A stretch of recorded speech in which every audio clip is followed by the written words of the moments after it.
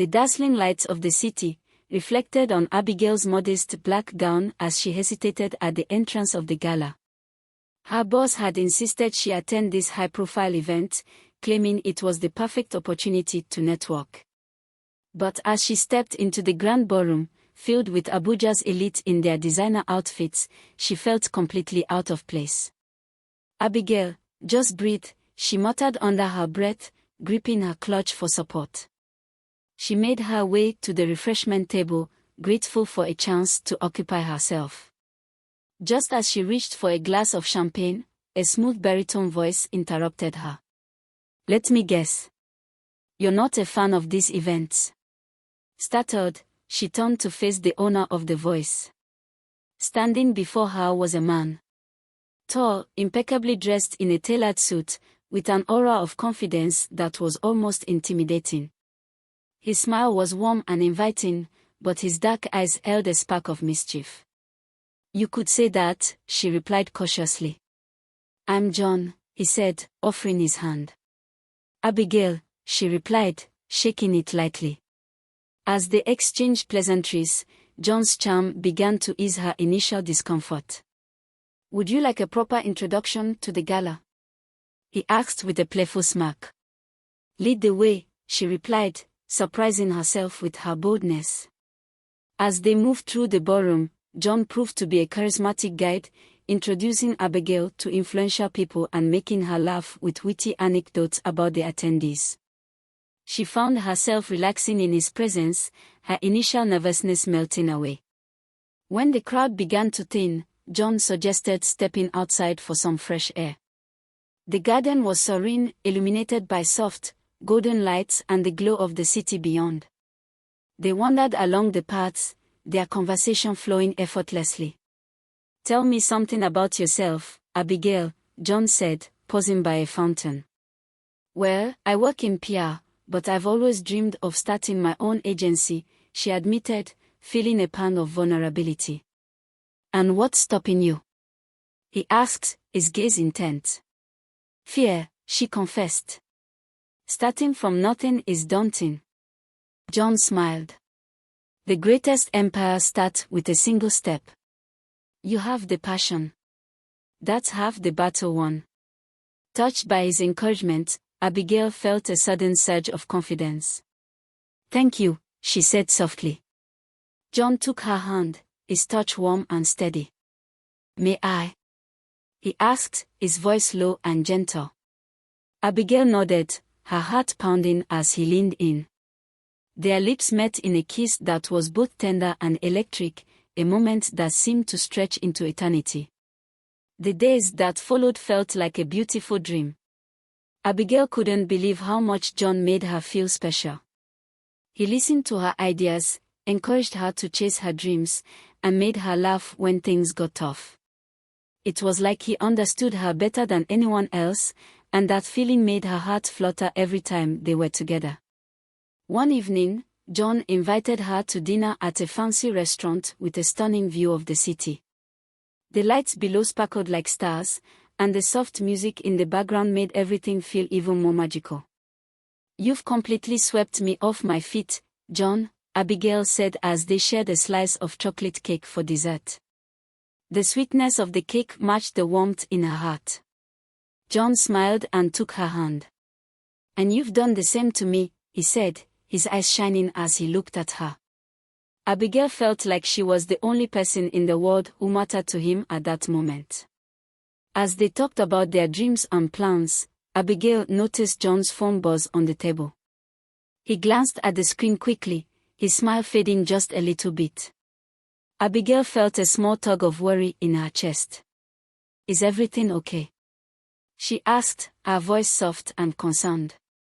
John nodded, but there was a shadow in his eyes. "It's nothing important," he said quickly, silencing the phone and putting it aside. But Abigail couldn't help but feel there was more to it. Their conversation continued, but the atmosphere between them felt different after that moment. John seemed distracted, and Abigail's mind raced with questions. What was on that phone? Why had it made him upset? After dinner, they took a quiet walk by the river. The sound of the water flowing gently beneath the bridge calmed them both, and Abigail found herself leaning on John as they walked slowly, side by side. "You've been so kind to me, John," Abigail said after a while, breaking the silence. "You've made me believe in myself again." John turned to look at her, his face serious but full of affection. "Abigail, you have so much potential. I see something in you that's rare, a fire, a passion. Don't let anyone make you doubt that." Abigail smiled softly, feeling his words wrap around her like a warm blanket. She was falling for him, and it felt so right. But she still couldn't shake the feeling that something was troubling him. As they sat on a bench near the river, John turned to her, his face full of emotion. "Abigail, I've been through a lot before. People have hurt me, and I've made mistakes. But with you, it feels different. You make me want to try again." Abigail's heart softened as she looked into his eyes. "We'll take it one day at a time, John," she said, taking his hand gently. "We don't have to rush. We can figure this out together."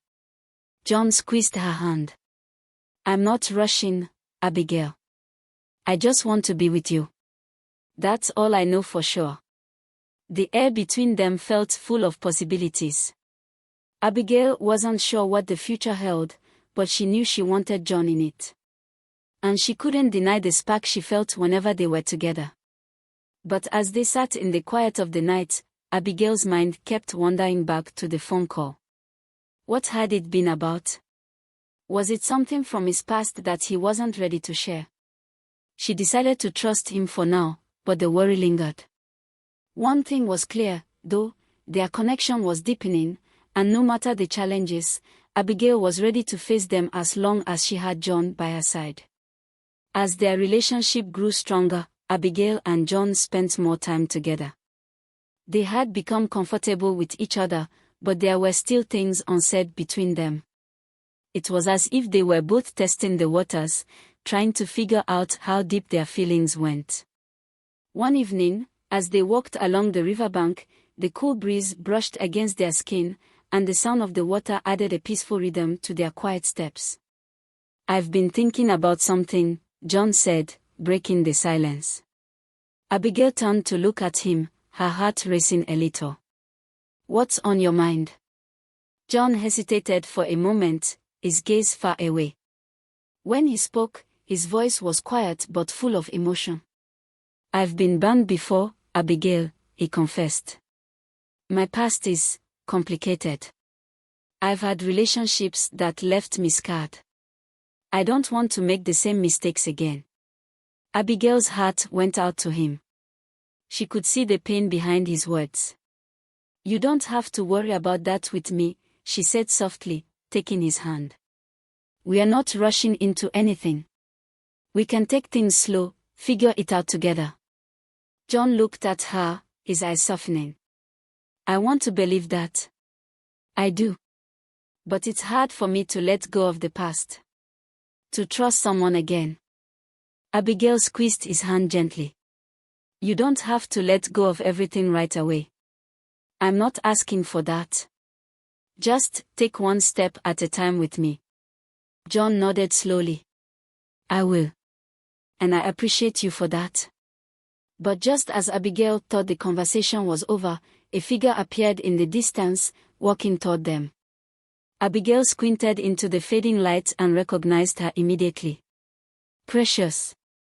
Abigail's heart sank. John's ex-fiancée.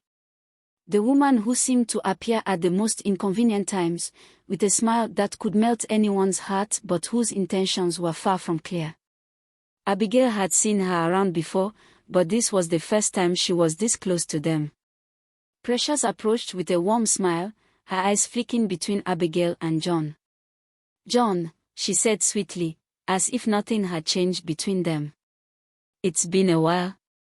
Abigail felt a wave of discomfort wash over her, but she forced a polite smile. John's face was unreadable, but Abigail could see a flicker of tension in his posture. "Precious," John said, his voice stiff. What are you doing here? Precious laughed lightly, clearly unfazed. I was just passing by. I didn't know you'd be here with her, she said, giving Abigail a quick glance. Abigail could feel the weight of her gaze, and it stung. She wasn't sure what Precious's intentions were, but something told her this was more than just a casual encounter. John cleared his throat. Precious, we don't need to do this now. I'm with Abigail. Precious's eyes narrowed for a second, but her smile didn't waver. Of course, John. I just wanted to say hello, she said, her voice dripping with something that Abigail couldn't quite place. Abigail stood quietly, watching the exchange. John had made his feelings clear, but Precious didn't seem to get the message. It was as if she was still holding on to something from their past. Once Precious finally walked away, Abigail turned to John, her feelings mixed with confusion and concern. Why do you tolerate her? She doesn't seem to know when to back off. John sighed heavily, running a hand through his hair. Because she's part of the world I'm trying to leave behind, he said quietly. She's a reminder of mistakes I've made, and I don't want to carry those with me. But I won't lie, it's not easy. She doesn't make it easy. Abigail nodded, her chest tightening. You deserve better, John. I just don't understand why she keeps showing up. John's expression softened. Abigail, you are my future. Don't let her get between us. I've chosen you. I'm choosing you every day. His words warmed her heart, but Abigail still felt unsettled. Precious wasn't going to make things easy. But Abigail wasn't going to let her get in the way of what she and John were building together. Then let's take it one step at a time, she said, her voice firm yet soft. We don't have to let the past control us. We can create something new, something real. John smiled, his eyes shining with gratitude. I want that, Abigail. I really do.